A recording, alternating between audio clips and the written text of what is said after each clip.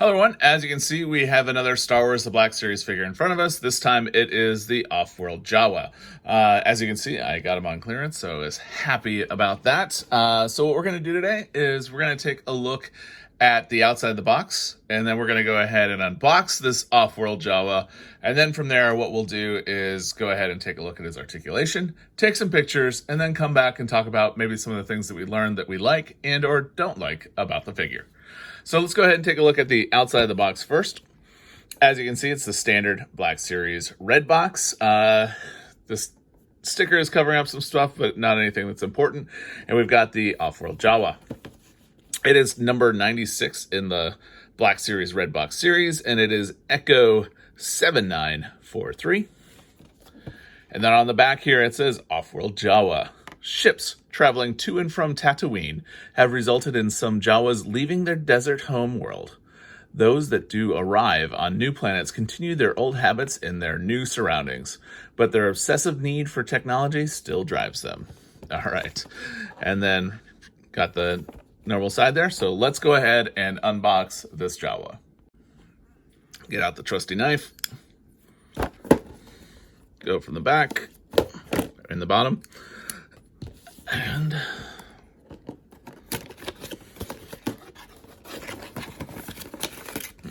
warnings. All right, it looks like the Jawa comes with 2 weapons here. Awesome.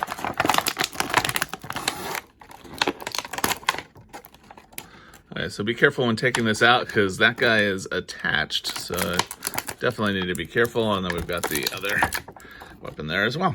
So let's go ahead and clean things up. All right, let's go ahead and first take a look at this blaster here. This thing is actually super cool. It's very steampunk looking. I like the fact that it is not just like a plain black. They've actually added some metallic coloring to it as well as some weathering. So this is actually super cool. I like this a lot better than I thought I would. And then there's the barrel there. So I'm impressed with this one. Now looking at the other one, the one that is attached, again, be super careful when taking it out of the package because otherwise you could very easily tear that off. And then taking a look here, it looks like it's a little bit bent. I like the wood stock there. And yeah, I mean, I think they did a good job. That being said, this guy is super stiff, so I don't know what we're going to be able to do with him, but let's go ahead and take a look at some of the features with him, maybe some of the articulation. Now, something that surprised me, I was not expecting this to be rubber. It is not cloth, unlike his actual robes, so I think that's pretty cool. So he is able to turn his head around. You're not, I think maybe you can take off the... Maybe.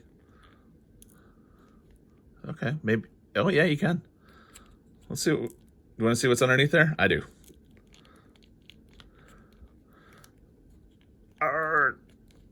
Okay, it's glued on. Never mind. Just kidding. It looked like we were going to be able to take it off. Oh, well. All right. So, arms. Super stiff. That's about as high up as you're going to be able to go. I really like this belt. I think they did a good job on that.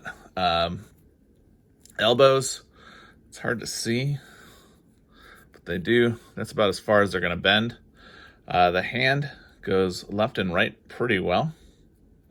And then on the other one, it goes left and right as well. So there's like a very hard plastic underneath that robe to kind of hold that cloth in place, which I think is a good job. The body has some good twist movement at the torso, a little bit up down, not much. The legs, they have movement at the upper thigh and then at the knee as well, maybe. See if we can get the body going the right direction. Yeah, not really that much bend. You get a couple of clicks and that's about it. And then the ankle, though, however, is normal. And then from there, you're probably going to want to hold it in that hand. I don't know, maybe. Yeah. So let's go ahead and take some pictures, and we'll be right back talking about maybe some of the things that we learned about the figure as we're putting him in different poses.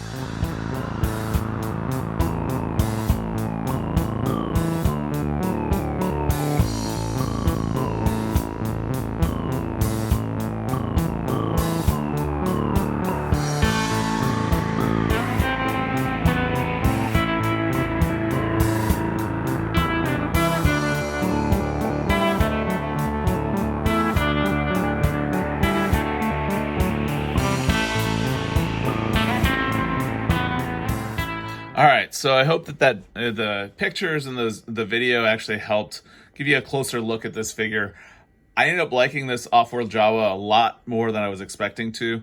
That blaster there that is not attached is probably the winner in my eyes. I also like the belts or the bandolier on the Jawa as well. I also want to say good job or kudos to Hasbro on not making the headpiece there cloth. As you can see, the cloth, basically any of the cloth materials for the most part from Hasbro, except for maybe a handful of them. I mean, they always just like start falling apart, especially like, you know, this guy here. I mean, there's threads all over the place now. Yeah, I mean, I think that they did a really good job with it. My only complaint is he's not very flexible. I had a problem with the articulation, I should say. I also had a hard time getting him to stand up. I had to resort to using some museum putty to get him to stand up. If you have any questions about museum putty, I'm happy to answer those for you. Speaking of which, if you have any questions, feel free to ask down below. If you're liking the video, give it a thumbs up. Yeah, and then the other problem I had too are the hands, getting him to hold on to those guns. A lot more difficult than I was expecting, but overall the look of the figure is awesome. I picked up another one at clearance as well. They were actually less than that clearance price at my GameStop when I picked them up, so I was happy to do that. I think these will make a good contribution to the collection, let's just say that. Anyways, so like I said before, if you have questions, ask down below. If you're liking the video, give it a thumbs up. If you are not already subscribed to the channel, I invite you to do so. We do a lot of things on the channel that are Star Wars related, especially Star Wars The Black Series, but we do other things as well that a professional geek might find interesting. So with that, I ask you to subscribe and have a great day.